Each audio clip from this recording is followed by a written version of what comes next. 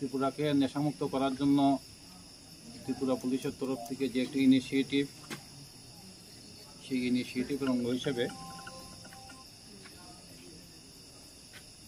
আজকে গোপন সূত্রের উপর খবরের উপর ভিত্তি করে ওসি দামছড়া সঞ্জয় মজুমদার একটা গাড়ি, যেটার নাম্বার হলো TR01 BV0595, এটা একটা হুন্ডাই গাড়ি, এটা আপনাদের সামনে আছে এখানে।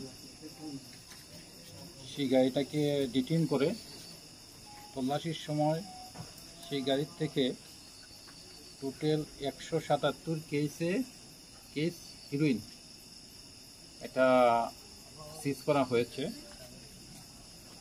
এক একটা কেসের মধ্যে 12 থেকে 13 গ্রাম করে হিরোইন আছে, যেটা আমরা এখন অ্যাকুরেট ওজন করব প্রত্যেকটা।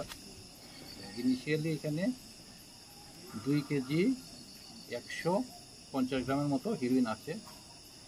অ্যাকুরেট ওজন করলে একটু এদিক সেদিক হবে। এটা খোলা বাজারে বিক্রি হয় না, কালো বাজারে যে বিক্রি হয় প্রায় 25 কোটি টাকার মাল আছে এখানে।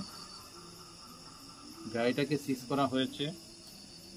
গাড়ির মধ্যে আমরা 2 জন পেয়েছিলাম, একজন শহীদুল রহমান, বাড়ি সোনামুড়া কুলুবাড়ি, আর একজন জসিম উদ্দিন ঠাকুরমুড়া সোনামুড়া।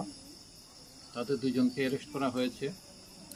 দামছড়া থানাতে একটা NDPS-এর কেস নেওয়া হয়েছে। সেই মামলাতে আর যারা যারা যুক্ত আছে তাদেরকে আমরা অ্যারেস্ট করবো, তদন্ত চলছে। ধন্যবাদ।